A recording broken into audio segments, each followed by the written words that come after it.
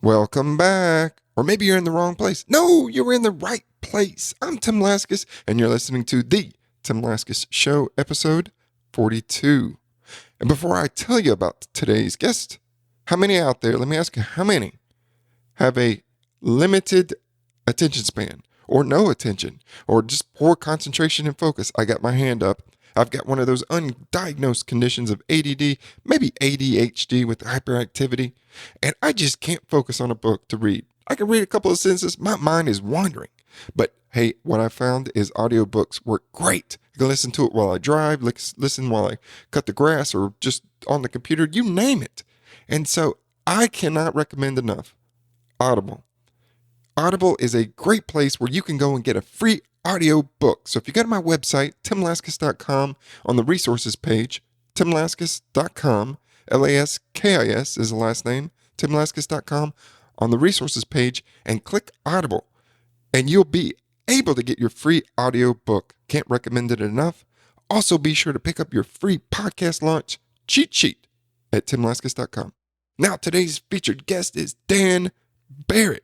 Well, Dan has a lot of experience consulting and specializing in customer service. He's worked with tons of companies such as Burger King, Wendy's, the Buffalo Sabres, Bills, the Bisons, IGA, Wegmans, the Prime Wine Group, NOCO Motor Fuels, Delta, Sonic Car Wash Systems, Consumers Beverages, Fort Erie, the Buffalo Zoo. He even worked with the zoo. So this guy's got it going on, and he also has a book out there, and it's called The 32-Second Entrepreneur. So you guys better listen up because it brings some great value. Enjoy. The Tim Laskus Show, in search of entrepreneurial gold. Tim digs deep into the minds of his guests. Entertaining, down to earth, and informative. Now, here's your host, Tim Laskus. Welcome, everyone. My guest today is Dan Barrett. Dan, thank you for taking the time to speak with me today. Thank you, Tim. Hey, you were telling me that you're getting ready to leave on a slow boat to Cuba or something like that. Yes, I really What's enjoy. that all about? I traveled to Cuba quite a bit from Canada. I'm a dual citizen. I live in Canada and I work in the United States. But I have developed a love for Cuba, the people, the places, the sights. It's a great place to go if you want to see what the world was like in the 1950s. The people are beautiful, smiling. I've never seen so many people in my life smile and enjoy life. And because they have so much time on their hands, they're great musicians, great artists, and great artisans. So since I've been going down there the last 20 years, I've been bringing back art, and I represent some Cuban artists here in Canada and the United States. And I just started another side business called Off the Beaten Path Cuba Tours that I promote on Facebook, where I bring one or two people to Cuba with me and show them the real Cuba, the real people, and get them away from the tourist resorts and from the government handlers that want to show you what they want to promote, and give them a real taste of what life is like in a foreign country. Yeah, for sure, to show them the real deal. And it is kind of like, from what I see on television, frozen in time. The 1950s is where everything stopped with the import of cars and everything else. And they have a car show out with these men and women who have these like beautiful 1950, 1960 cars, and they keep them running with like bubble gum and shoestring and tin cans and all kinds. I mean, they make their own parts because they can't import anything. It's wild.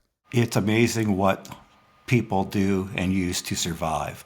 They're ingenious. They do so much with so little. If we, in North America, we're in the same situation, I wonder how we would survive now. Very few people have the internet at their private houses there. There's no advertising. Again, it's a complete different world and a different way of life. Very sad in a lot of ways, but very beautiful in a lot of ways.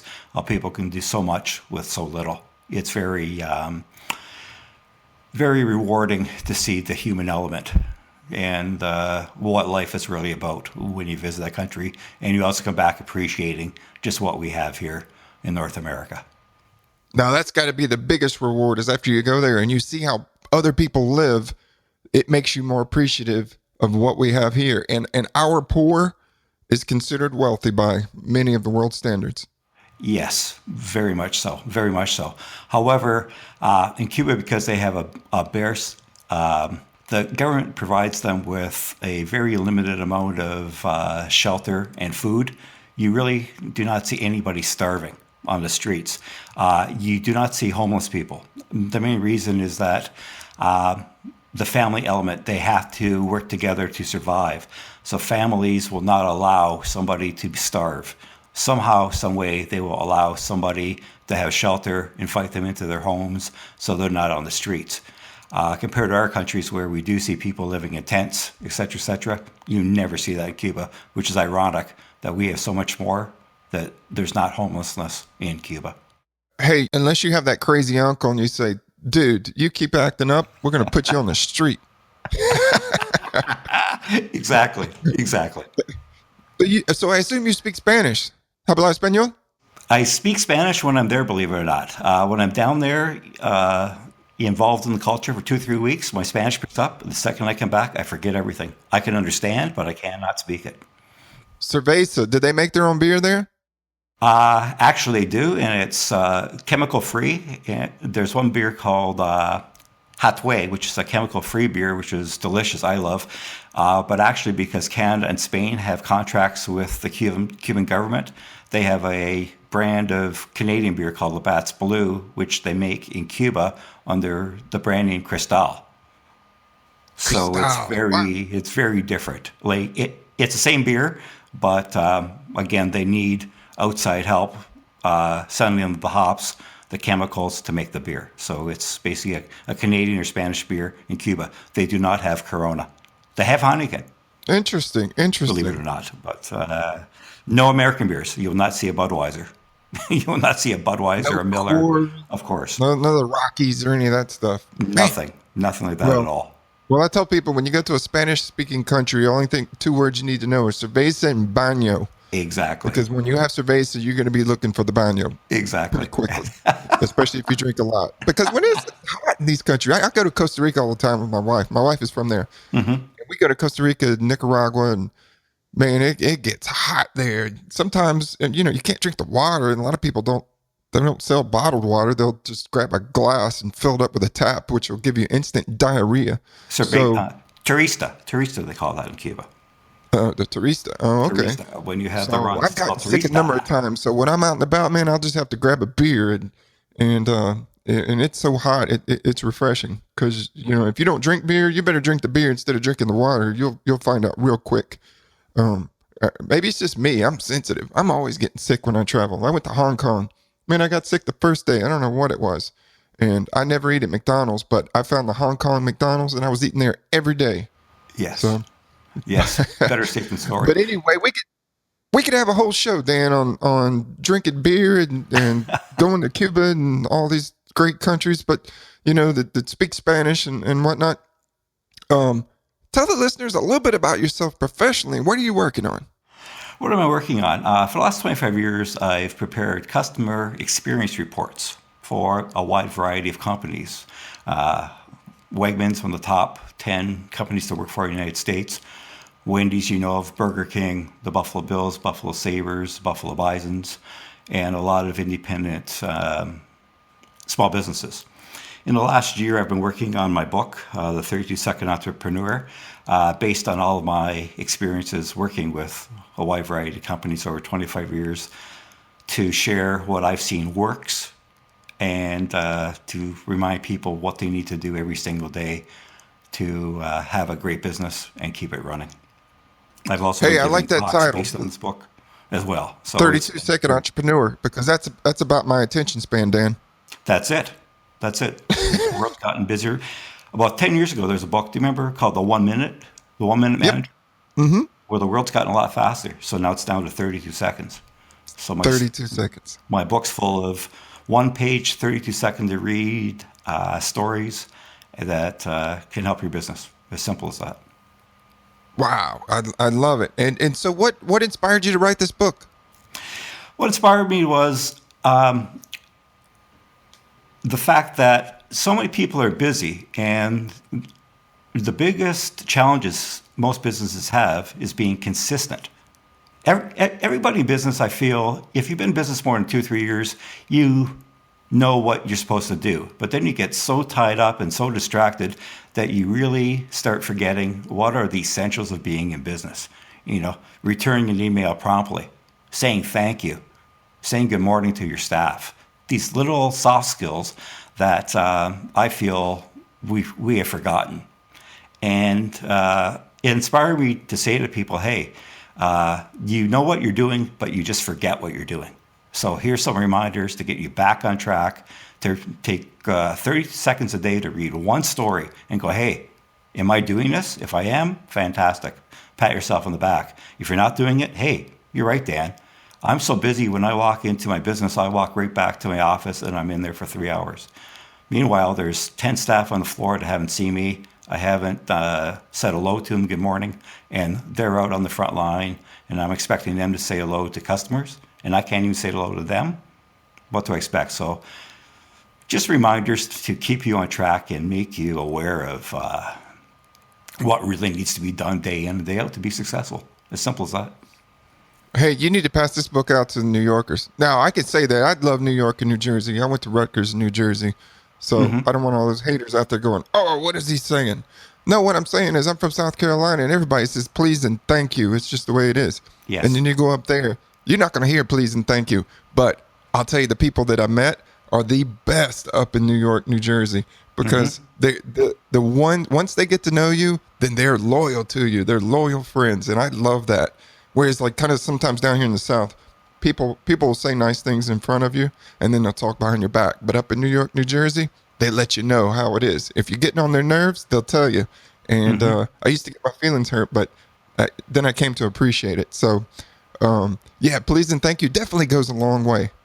Southern hospitality, right, Tim? You have Southern hospitality. You're known worldwide for Southern hospitality. For sure. And just like Canadians are known for being very polite, just like New Yorkers are being known for very blunt and direct, but you know where you stand. But why can't we all take a little bit of Southern hospitality to New York? Why can't we take a little bit of New York down south? Why can't we take a little Canada to the United States? Why can't we take a little American ingenuity to Canada? So why can't we share all this and make the world a better place and make our business better? Hey, when I lived in New Jersey and I would drive into New York and the Manhattan stuff, and everybody who drives there, they drive with their horn. They're driving up on your bumper, and you better get with it and stay with the pack, or you're gonna get like moved out of the way. And so when I came back home down south and driving, I brought my new driving standards back here. I almost got beat up the first day blowing my horn at people. You blow your horn at someone down here in South Carolina, that's like fighting words, man. They want to jump out of their car and beat you with a stick or something. But that's just the way it is up there. You use your horn. That's part of driving. Survival of the fittest. People are in more of a hurry, right, compared to down south? Yeah, definitely. People got places to go up there. So it took me a while to slow down, and then when I moved to Costa Rica, I had to slow down even more. Yes. Because that really is a slow pace of nobody gets, it's all about mañana. Nobody gets in any hurry. And, Just like Cuba. Yeah. I think it all has to do with the heat. The hotter it is, the slower you move. As simple as that. Man, but once your shirt starts filling up with sweat and your pants are sweaty and you don't want to move around. You just want to go find a hammock under a palm tree but just stay away from the monkeys with the sticks and coconuts and stuff because they'll throw them at you. I could have a whole show about sticks and coconuts and monkeys in my adventures down in Costa Rica in the jungles. Dan, I'll have to have you back on. We'll have a talk about that. For sure. But anyway, Dan, why don't you tell the listeners a couple of tips that you've learned along the way as an entrepreneur, as a business owner? You've worked with people. What are some tips that you have for those entrepreneurs who are listening? Can I give you one huge tip? One huge that I want we everybody only want to know. only small tips on this show, Dan. Of course you can. Okay, one huge one. When I've worked with all these great companies and I've seen what works and what doesn't work, and what the top 10% of every company, the top 10 athletes like Tom Brady, Sidney Crosby, companies like Apple, McDonald's, what they do every single day can come down to 4 words. Sincerely help people consistently. Did you get that, Tim? Sincerely help people. I'm writing it down. People consistently. People. Let's start with the 4 words. People. We're all human beings. Tom Brady doesn't care who he plays with as long as they can do the job. You don't care who listens to your show as long as they listen and appreciate what you do and buy your product through iTunes. So let's get rid of the labels in this world. We're all people. We all have the same basic needs. We all need to be loved, cared for, have shelter, money, and friends, etc., etc. When we don't get those, we ask for help. We ask for help getting these basic needs that all people need. How do we want to be helped? Sincerely, with respect, with kindness, to be listened to be treated properly. Sincerely help people. Now, how do we want that help? We want to be helped nicely every single time that we're being served. You want to put out a good show consistently, not once in a while. Every show you want to have a consistent level of standards. McDonald's puts out a consistent product. You may not like the product, but you know it's consistent. Tom Brady, when he goes on the field, he's not perfect. He may throw a few interceptions, but he is consistently good. So That's what all business and life is about, those 4 words. And if you choose a positive attitude to every day to get up and say, I'm going to sincerely help myself and sincerely help people consistently, your rates and odds of success are going to go through the roof. Through the roof. It took me 25 years and 55 years of age to get to this point, but hey, that's what it all comes down to, Tim. Wow. That's good stuff, Dan. You know, someone told me the other day, they said, Tim, you consistently produce a crappy show. And I said, thank you. No, I'm just kidding. No, as you're talking, hey, I'm thinking about this great restaurant. You're speaking in the South, Chick-fil-A. You ever heard of Chick-fil-A? Yes. Chick-fil-A is down here in the South. They're not up in New Jersey, New York. I don't think so. But no, man, you want to talk about being sincere and helping people and being consistent. They always, anytime you say thank you or, you ask them, they always, for something, they always say, my pleasure. And it doesn't matter which restaurant you go to. They always treat you with respect, and they're prompt and they're courteous, and it's part of their training program, and they're always consistent. They set the expectation up, they train the staff, and then they reward them. And there was a recent restaurant survey that came out in a restaurant magazine saying their sales were huge compared to Kentucky Fried Chicken and Taco Bell. And they said the main reason was that the company says to their staff, how can we help you? If we help you succeed, you are going to help us succeed. Once again, it comes back to the company sincerely helping their staff, their people, consistently succeed, which again makes them want to sincerely help you as a customer enjoy your meals and come back. If you come back and spend money, everybody wins, don't you think? Oh, yeah, absolutely. And there could be 5,000 people in the drive-thru, and they'll get you, like, you pay for it, get your food, and in and out in about 2 minutes. It doesn't matter how many people. I mean, they get it done. And so I think if we all ran our businesses like Chick-fil-A did, we'd be like doing great, doing a great service and making money too. So Dan, choice. When did you realize you wanted to be an entrepreneur? I realized as a very young child. My father was a milkman, and for 42 years. And when I was young, I would go with him on his milk route, and he would always go to retail stores and restaurants delivering milk. And I would I'd interact with the owners of the businesses, and because I was a young kid, they'd always come and rustle up my hair and pinch me, and it was always a very pleasing environment to be in. And my dad, when I was on the milk truck with him, would always give me these little tips. He'd say, "Look, Dad, this owner's not too smart. He's parking his car right in front of the door. That's the best location." And I say, "Dad, he owns the business."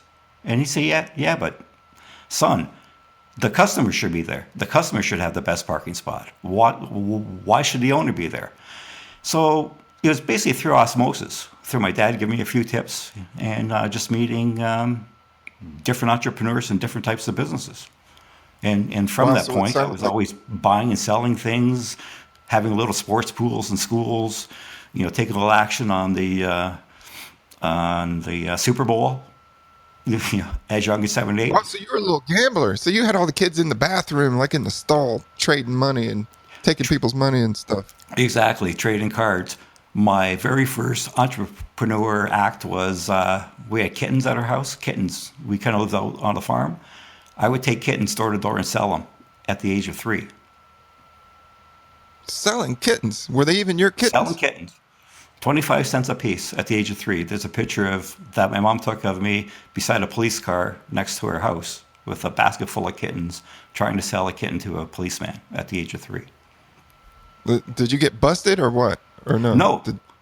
No, Oh, okay. again, Oh. that was Oh, a you made different a age. you made a This was successful in sale. 1954. So it was cute. It was cute. I bet if you did it today, it would be, you better call Child and Family Services. And why is this young kid walking around door to door without a parent trying to solicit a police officer for money? Right? Hey, but it goes on. It goes on in third world countries today. Yes. I picked coffee in Costa Rica next to families who had young kids, 3, 4, 5, 6, 7 years old, picking coffee to put food on the table. And I was picking it just for the experience. Uh-huh. And there's no child labor laws in most countries. And you have kids, so you'll have more hands to help feed the family, help make money. Exactly. Old school, really old school.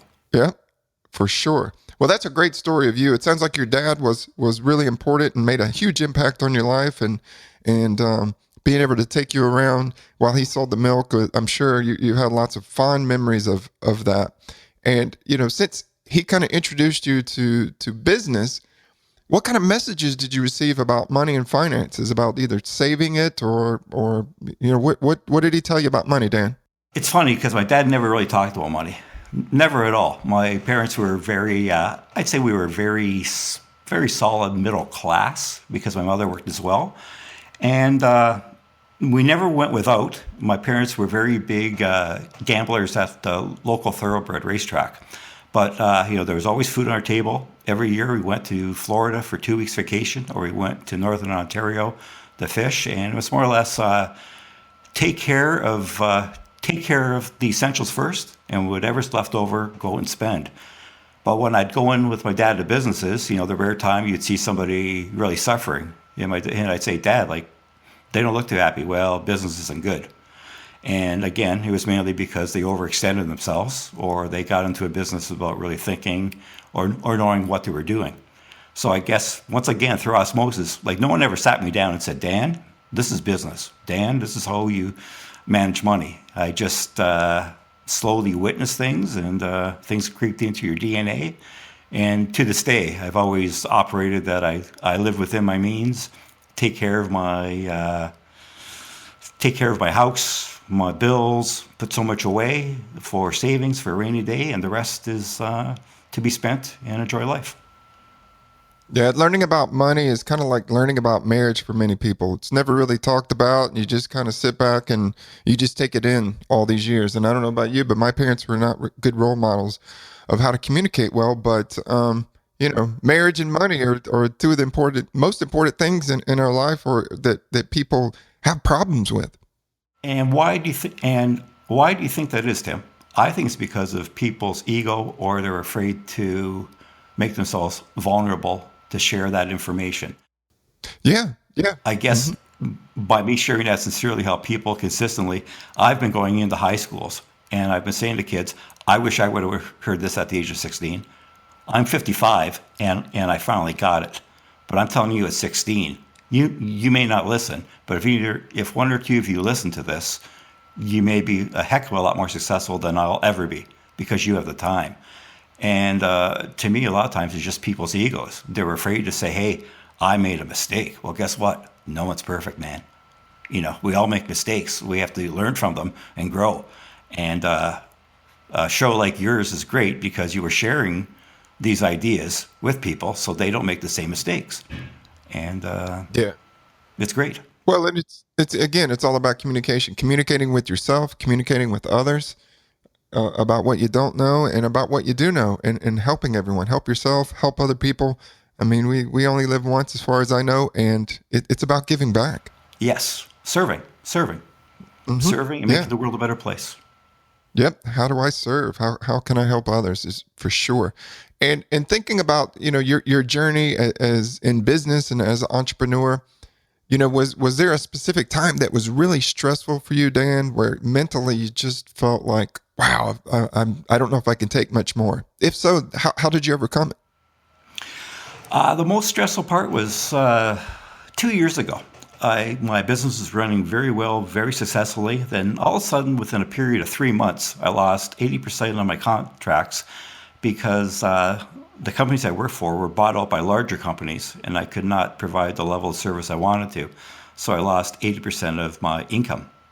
Luckily, again, I had a backup plan and had money set aside, but still, it was a big blow to my ego. Instead of getting up every day and saying, hey, I have A, B, C to do, I was waking up saying, uh-oh, I have nothing to do. Uh-oh.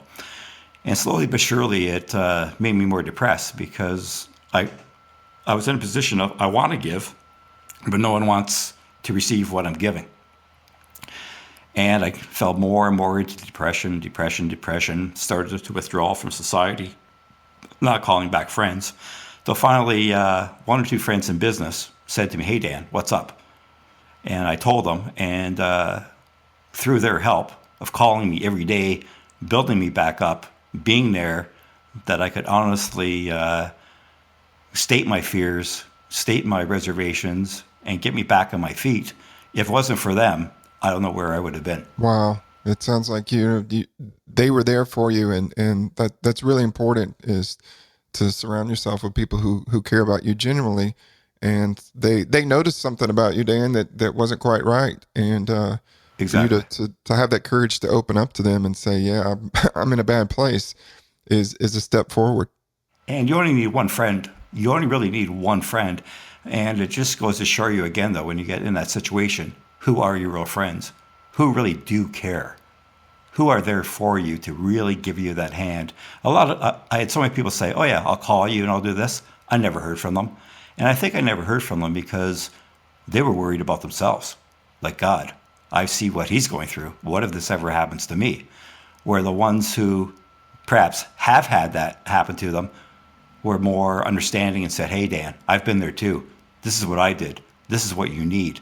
You can't see the forest through the trees right now. So, hey, I'm going to call you every damn day, and we're going to talk, and we're going to get you back on your feet, and you're going to get going, and you're going to finish that book, and you're going to get out and start doing this, sincerely help people consistently. You do have something to offer. And God bless them, is all I have to say. God bless them for caring and being there for me. For sure. And so the message I took out of this is quality over quantity in friendship. 100%. All you need is one. Mm-hmm. All you need is one. All you need is one. Well, that sounds like a very difficult time, but you've had some exciting moments, I'm sure. What would you say is the most fulfilling moment of your entrepreneurial journey? Most fulfilling moments are when I give that talk and sincerely help people consistently, and I have a student or a business owner see me after a year and go, Dan, you know what? That card you gave me that has that saying on it, I lost it. And can I get another one? Well, why? Well, it keeps me on track, and I use it every single day. And I feel that I made a difference to one person, to the point that they're using it and their life is better. So anytime you can help somebody and you get some feedback, it's very fulfilling. It's very fulfilling. So I would say that would be by far and away the number one takeaway from business over 25 years. And that will stay with you forever. And Dan, you're doing a wonderful job of helping other people, giving back and serving. And I really appreciate your time being on this show. But before we go, Dan, I want you to share with the listeners information about where they can find your book, your website, your social media, all that information. Thanks for the opportunity to do that, Tim. I can be followed on Facebook under the 32 Second Entrepreneur.